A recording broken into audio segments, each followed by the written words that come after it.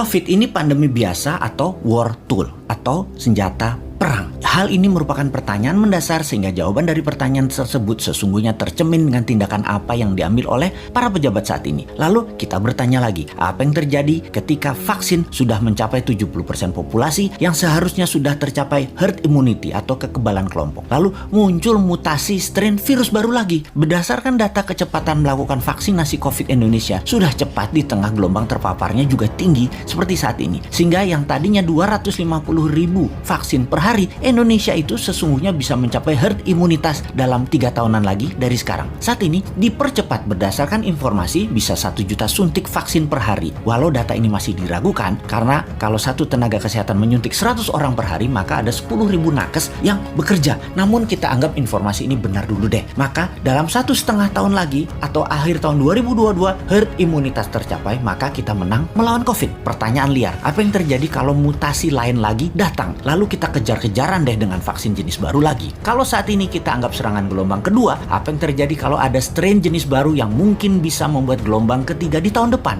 Melihat cara penanganan pemerintah atas COVID yang merupakan virus import dan PCR antigen juga produk import kebanyakan dan masker juga terbanyak barang import, bahkan disuruh 2 lapis lagi sekarang. Lalu vaksin juga produk import. Ini kita tidak boleh berlama-lama seperti ini. Apa nggak kita balik aja sebaiknya? Inilah masa di mana produk lokal, misalnya masker, harusnya merupakan 90% masker yang beredar di Indonesia saat ini adalah buatan lokal. Antigen tes lokalnya harus 100%. Vaksin lokal harus 50%. Atau obat peningkat imunitas yang lokal harus digenjot. Agar kalau virus mutan lagi, kita nggak terus bergantung impor yang akan membuat ekonomi negara digerogoti uang keluar atau flight capital. Sudah cara bernegaranya membatasi uang beredar menjadi tipis di tanah air, uang tadi ditarik keluar dengan berbagai kebutuhan impor dan tunai di tanah air harus hidup dengan pinjaman dolar asing dan yuan. Rupiah kok jadi nggak berdaulat ya? Pastinya karena kebijakannya terlalu impor. Walau bisa terlihat benar karena semuanya dalam keadaan darurat, tapi kalau bernegaranya daruratnya berkepanjangan seperti ini, sebenarnya bisa nggak masuk kategori salah kelola atau mismanagement bernegaranya.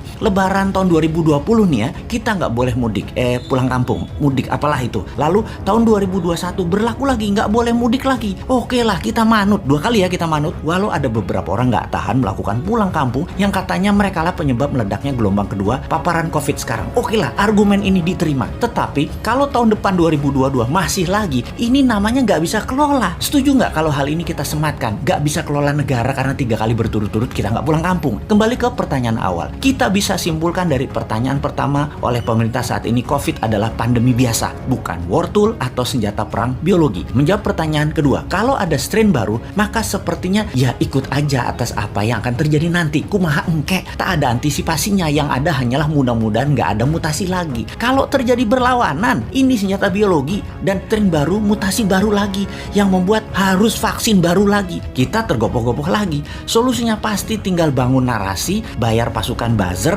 dan pasukan buzzer bekerja keras lagi. Nah, di posisi begini kasihan mereka yang mau jadi presiden tahun 2024 sementara mereka dalam posisi menjabat yang ternyata salah semua pengelolaan pandemi dan ekonominya. Pasti kena imbas negatifnya mereka karena mereka juga bagian dari ketidaktepatan kelola pemerintah pusat dan daerah.